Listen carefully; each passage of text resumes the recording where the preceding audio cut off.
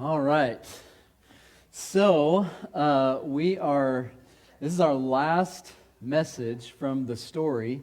So for those of you who are here for the first time today, we've been going through this book called The Story, and it's basically the whole Bible put into a chapter book.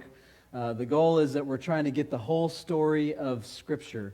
And so there's 31 chapters. We are in chapter 20 today, and chapter 20 is the story of a queen, or somebody who eventually would be a queen, named Esther. Okay, so just a little bit of background. Reminder that the Israelites had been exiled. Do you guys know what it means to be exiled? It means that you get sent away, okay? So the Israelites had been exiled from their homeland. They had been sent all over the nation of Babylon, and then Persia took over Babylon, and Persia let the Israelites go back to their homeland. Okay, but not all the Jews, not all the people who were from Israel went back to their homeland. And so this story is about somebody who stayed. All right, so while the king that allowed the Israelites to go back to Israel is a guy by the name of Cyrus. Can you guys say Cyrus? Cyrus. And Cyrus didn't rule forever, okay? He didn't last forever. So he died, he passed away, and a new guy by the name of Xerxes became king. Can you guys say Xerxes? Xerxes. Okay, so now Xerxes king. All right, but before we get to the story, we're going to play a little game. Okay, and so this game is called The King Says, okay, or The Queen Says. And it's kind of like Simon Says, only nobody gets out, okay? So we're not going to play out, just do whatever the king or the queen says. Okay, so I'm going to be the king for just a second, just to show you what I mean. Okay, so the king says, stand up. Come on, y'all. Not just the kids, all of y'all. All right. The king says, sit down. All right, there we go. Okay. The king says, stand up. The king says, walk in place.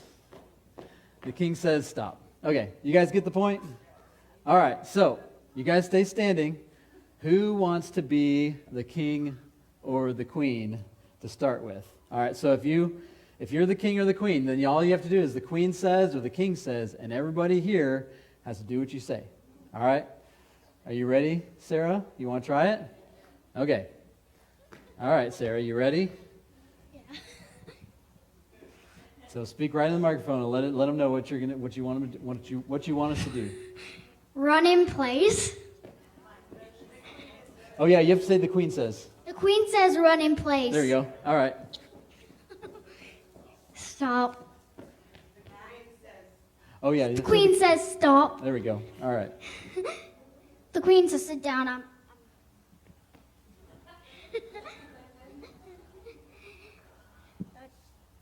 Josh. Are you done? Okay. All right. All right. Who wants to be the king or the queen? All right. I saw Connor's hand go up. All right, come on up here, Connor. I just heard parents groan. The king says everyone turn around. Just turn around like this. No, like that. Oh, keep turning around. Keep turning around. Oh, don't make us do that too long. We'll get dizzy and sick. Okay. Tell us the king says stop. Stop. All right. Whew. The king says stop. Do you have anything else? The king says jump in place.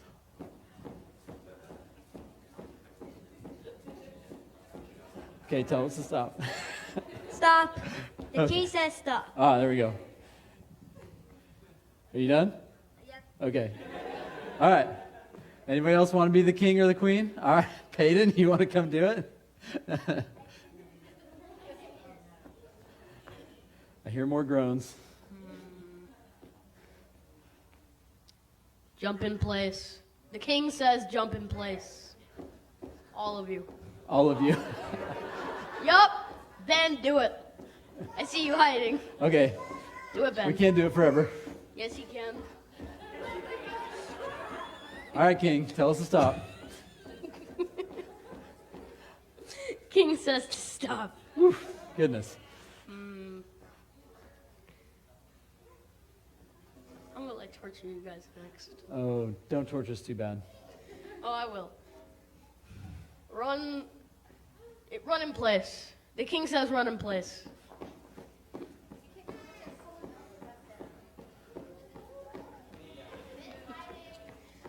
Ben. Do it, Ben. Okay, I tell will us. have you beheaded. Oh my goodness. All right. The king says stop. One more. Okay. All right.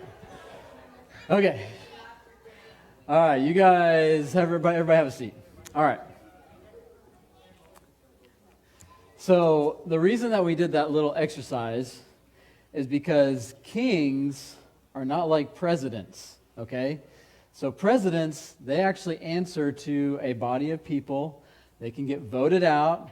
They have to listen to Congress, at least they should. They have to do either, there's checks and balances for a president. But with a king gets to do whatever he wants to do. And sometimes that's not such a good thing.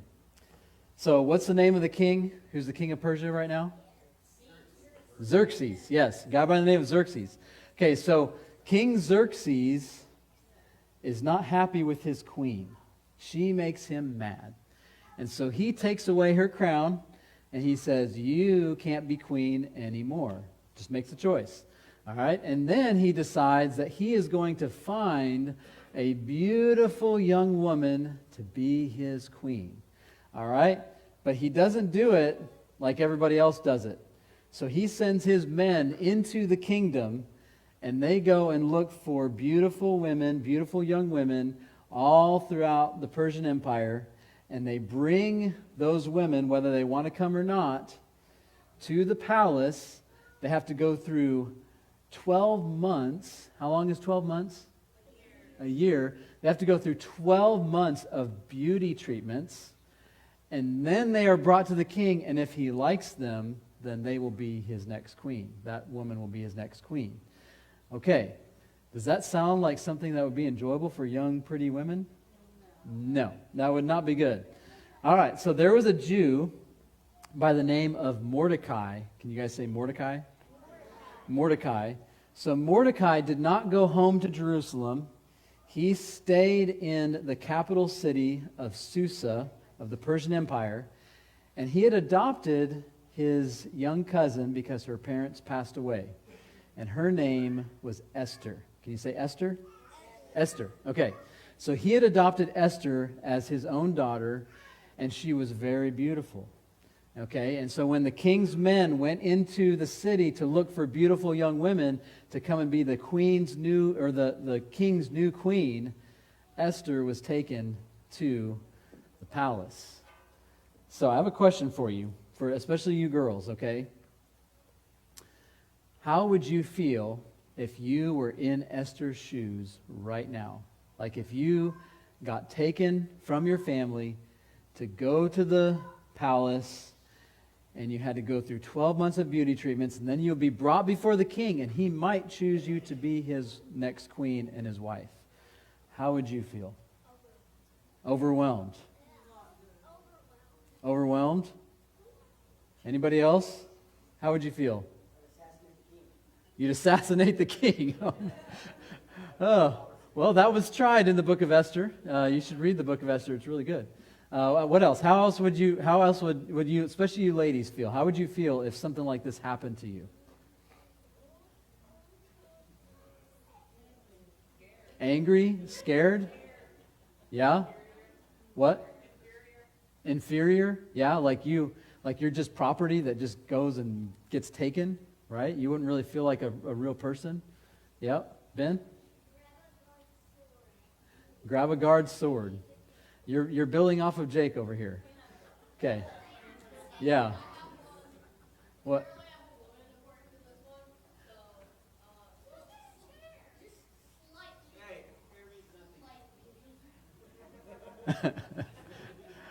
All right, yeah. So it would not be a fun time, right? So ultimately, Xerxes would choose Esther to be his queen. So out of all the hundreds of women that were brought to the palace, Esther would become his queen. Now here's another question for you. What do you think it would be like to be a queen of a rich and powerful nation? What do you think that would be like? Any of you up here? If you were queen of a rich and powerful nation, what would it be like? Any ideas? Ben?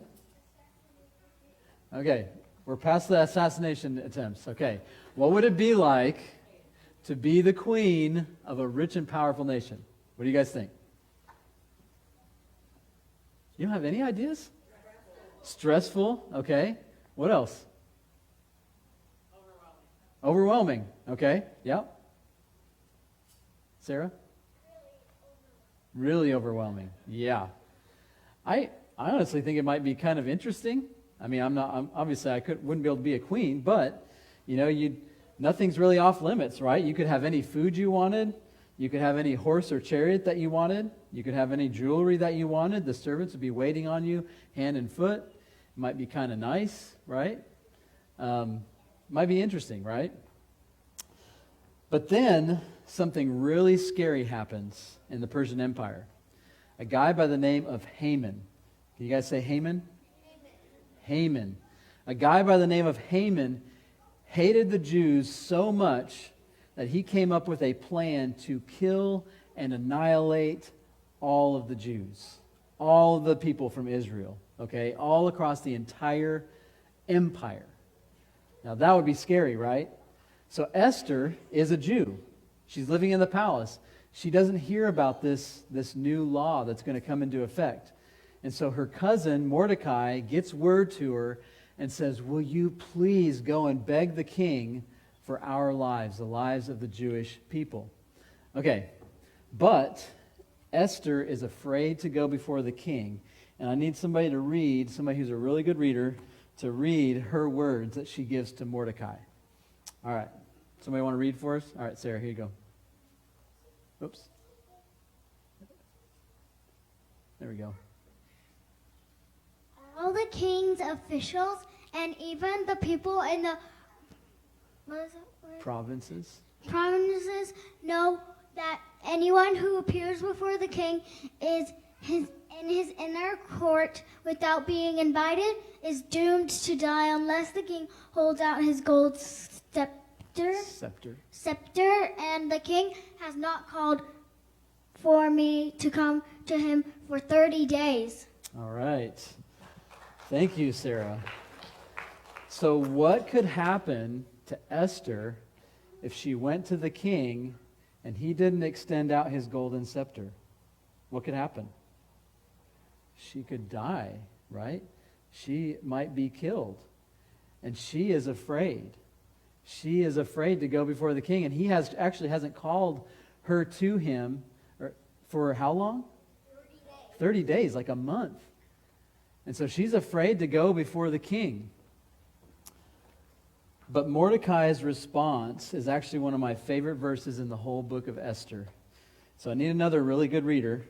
Can somebody else read for me what Mordecai says? You want to do it, Connor? All right, this is how Mordecai responds. If you do at quiet time like this, deliverance and relief for the Jews will arise from some other place. Who knows if perhaps you were made queen just for such a time as this. All right, good job. Thank you, Connor. And so Mordecai responds to Esther and says, guess what? I think that this happened for a reason. Yes, it was scary, Esther, for what you had to go through. The fact that you got taken to, the palace without you wanting to go. You got made a queen without you choosing to be a queen. All these things happened, but maybe it happened so that you could do something about this situation. And guess what Esther does? She goes before the king, she begs for the lives of her people, and she is able to foil the plot of Haman. and he actually ends up getting killed instead of all the Jews. So it's a really, really cool story. I hope that you read it on your own. But the main thing that I want you to remember today is that God is going to take you to many different places in your life. And there will come a time when you have an opportunity to stand for Him. And it's very possible that you are put there just for such a time as that. Right? So that's what I want you to remember today.